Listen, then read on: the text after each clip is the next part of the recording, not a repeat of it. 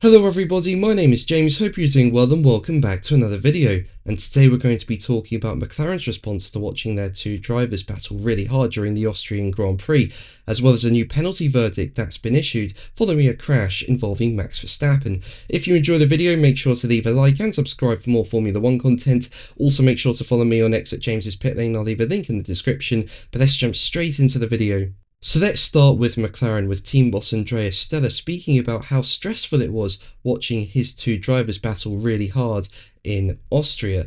Now, by the end of the first lap, Lando Norris was in P1 and Oscar Piastri was in P2. And given how Norris seems to have had an edge over Piastri throughout the Grand Prix weekend, I thought Norris would be able to build a gap and just manage to control the race. But that just did not happen. Piastri was able to stay within a second of Norris, keep the DRS and keep putting Norris under pressure, and it resulted in some brilliant racing.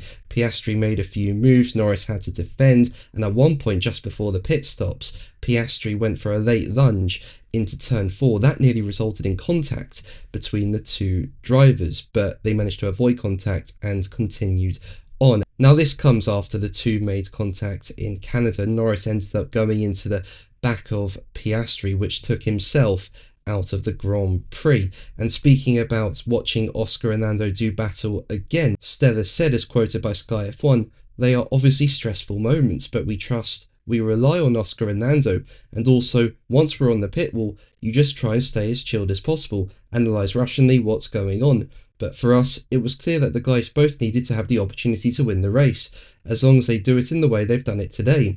So it's a great spectacle for Formula 1. We are happy that we entertain our fans, and we look forward to more races like this, even if, yes, it may give us some nervousness on the pit wall, but that's what we're here for." Now, I thoroughly enjoyed watching Norris and Piastri do battle in Austria, and I hope we get to see more good battles between them as the season goes on, as they fight for the title. But let's move on to Max Verstappen, with a new penalty verdict being issued following a crash he was caught up in. Basically, at the start of the race, Mercedes driver Kimi Antonelli locked his rear brakes at turn 3 and collided into the side of Verstappen, causing both to retire as a result. And this was clearly Antonelli's fault. Verstappen was just minding his business going through turn 3, and Antonelli just came out of nowhere and took him out of the race, as well as himself. And Antonelli did take responsibility for the incident, with him telling Sky Sports, "I didn't necessarily brake too late, it's just that when I braked hard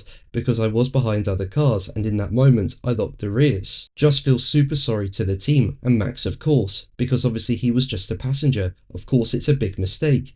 Now we need to move forward and focus on Silverstone. We'll see if we get a penalty or not, but it's going to be important to get back and start doing like I did in Canada." Now, as we know, Kimi Antonelli managed to get a podium at the Canadian Grand Prix, so to come to Austria and end up in this kind of incident, yeah, it's going to be devastating, and he'll be looking to bounce back in Silverstone. But he's already at a disadvantage going into Silverstone, with the stewards deciding to hand Antonelli a 3-place grid penalty for the next Grand Prix, while he's also been given 2 penalty points for the incident with Verstappen. And I do feel it's deserved, because he did just take Verstappen out of the Grand Prix, so he needed to be penalised for that.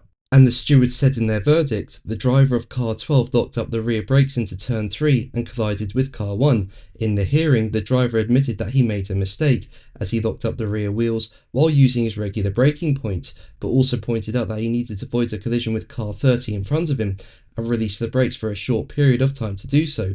Taking evasive action led to the car having less grip on the dirty inside line, and therefore he was not able to decelerate the car in a way to avoid the collision with car 1.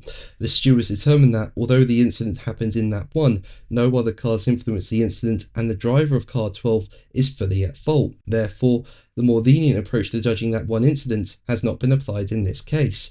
However, they also acknowledged that the incident was not a blatant attempt to dive into the corner, but rather a result of the evasive action after locking up. As the driver was not able to continue the race, a grid drop for the next race is applied. But that's going to be the video from me today. Thank you ever so much for watching. Make sure to like and subscribe for more videos, and until the next one, take care. Bye.